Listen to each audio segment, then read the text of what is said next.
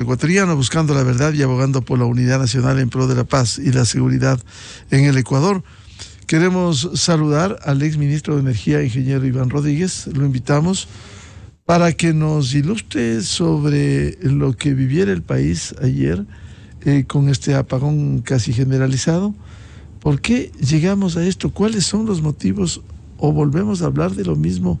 La inacción del Estado en su momento que nos lleva a repetir hechos que no debieran ocurrir. Ingeniero Iván Rodríguez, buen día.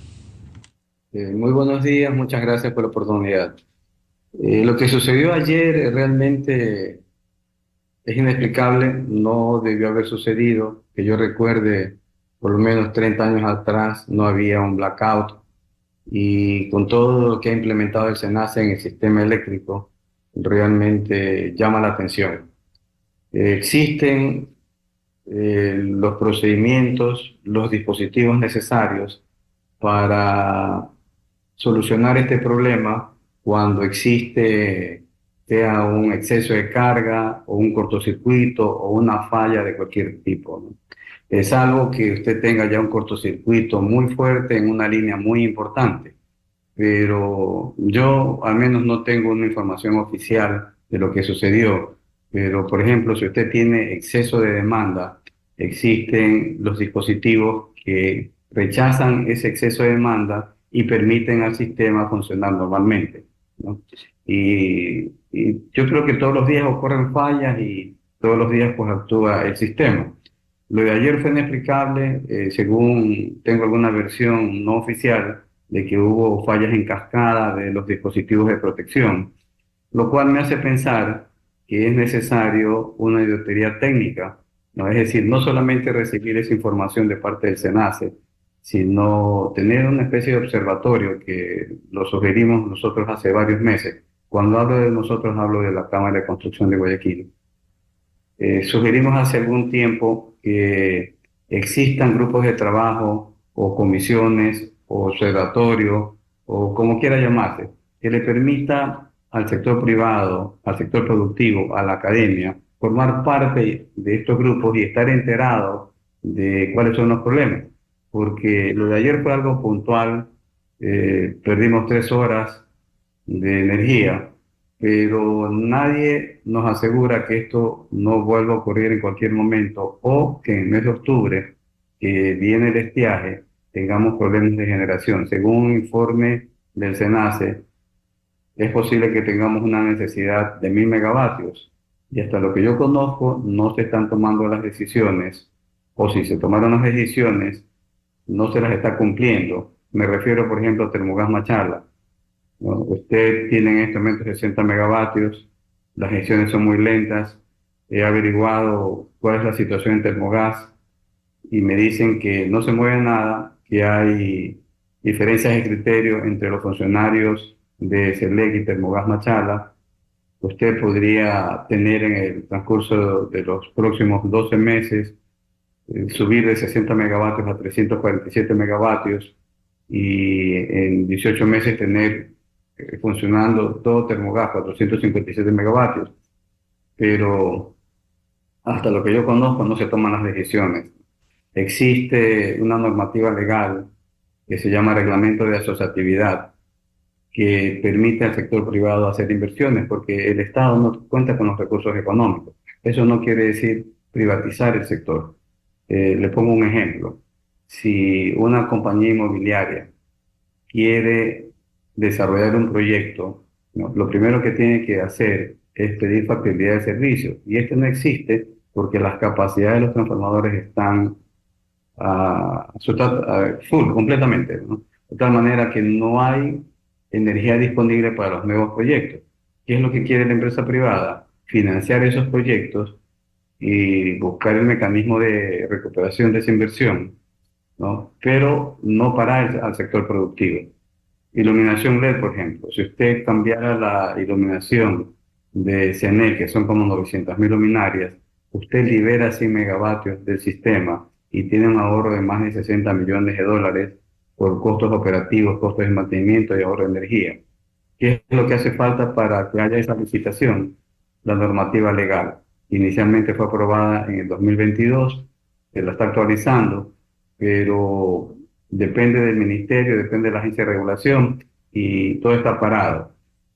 Inversión en generación en la vertiente occidental. Por ejemplo, lo que sucedió ayer pudo haber sido un desbalance. Usted tenía concentración de generación en la vertiente oriental, ¿no? No estaban funcionando plantas térmicas y no tiene casi nada en la occidental salvo doble perico. Usted tiene que agilitar quijos, ¿no? Tiene que dar incentivos para que el sector privado pueda invertir en generación en la vertiente occidental. Pero cuando usted va a ver la regulación, le dice que solamente puede invertir en generación en sistemas aislados. Entonces usted nota que no existe la voluntad del funcionario público de agilitar la normativa legal para que el sector privado pudiera invertir en generación bajo las normas del Estado, con licitaciones internacionales, ¿no? Pero que permitan hacer una inversión con recursos que el Estado no tiene. Transmisión, por ejemplo, usted tiene un préstamo de $200 millones de la CAF que todavía no se termina de implementar.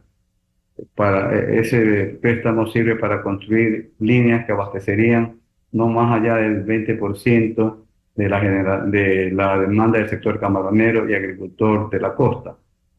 Pero no hay agilidad, no se mueve nada, ¿no? Y por otro lado, usted tiene un ministro con mucha voluntad, con mucha capacidad de trabajo, pero que maneja prácticamente 4 ministerios.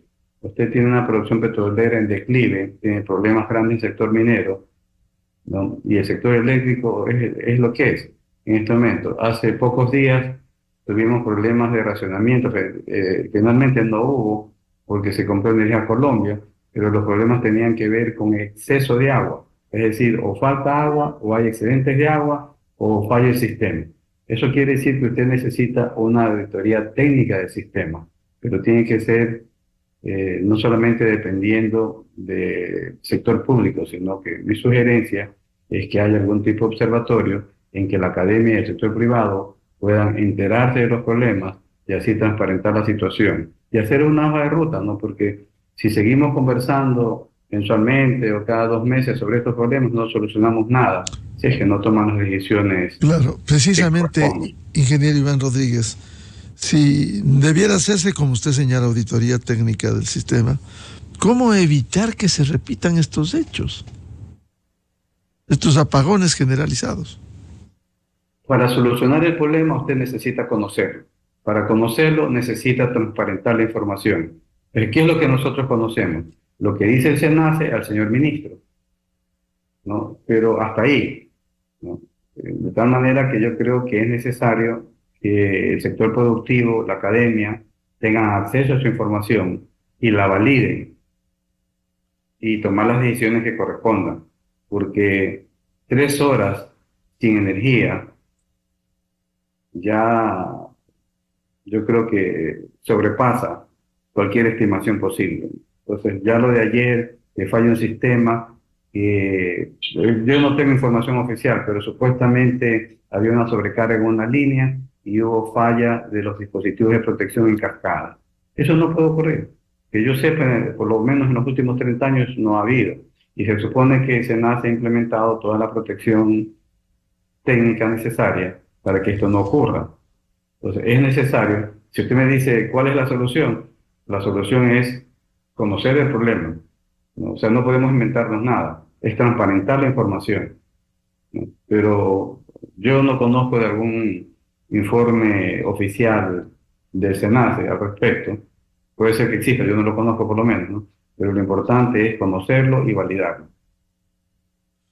Ahora, si estas han sido, como se ha mencionado, fallas en cascada, significa que a una falla le sucedió otra y otra fue una conjunción de fallas que llegaron a este colapso del apagón total, ingeniero Rodríguez.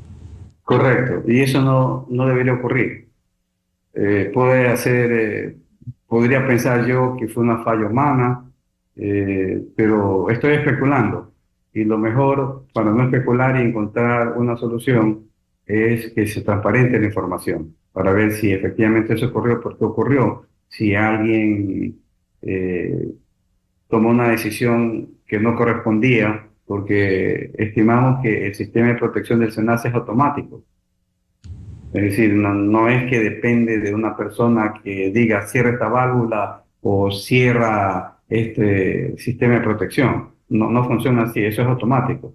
Pero si eso no ha funcionado, necesitamos una auditoría técnica que nos diga esta es la situación y esto es lo que vamos a hacer. Pero si esa información solamente viene del SENACE, me parece que deberíamos agregar una veeduría técnica para que todos nosotros podamos conocer la realidad de la situación, de lo que sucedió ayer y de la situación del sistema de protección. O sea, con todas las personas que he conversado, unos más especialistas que yo en estos temas de protección, me dicen, es imposible que eso suceda si todo está automatizado, a menos que haya habido alguna mala operación de alguien que no debe haber ocurrido.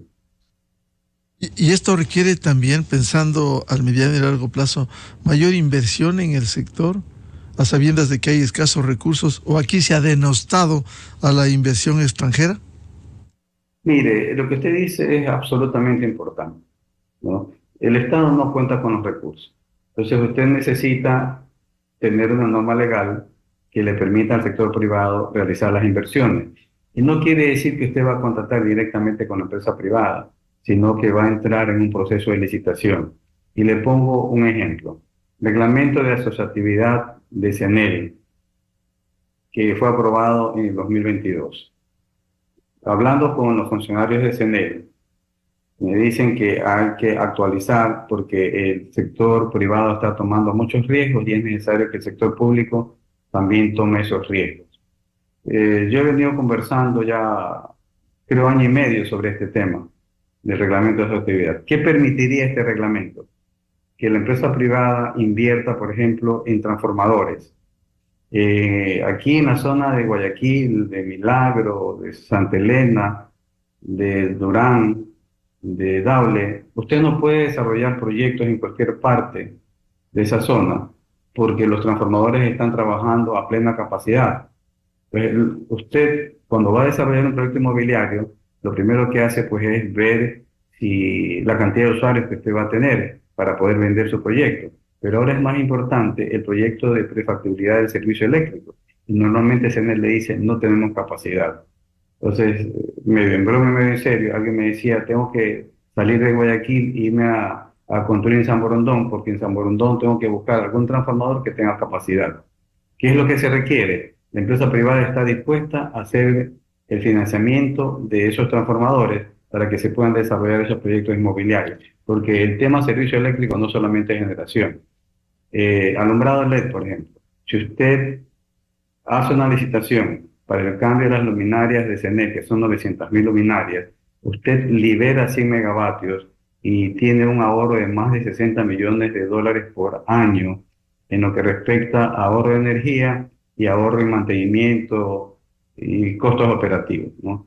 Pero, ¿cómo lo puede hacer? Si se aprueba ese reglamento de asociatividad. Líneas de transmisión. Usted tiene un crédito CAF de 200 millones de dólares que podría abastecer el 20% del sector camaronero agricultor. Eso tiene 5 años y todavía no se lo puede desarrollar. Y no estamos haciendo nada por ese 80% que hace falta. Estamos hablando de 700, 800 megavatios que podrían tener energía cuando hay excedentes de hidroelectricidad.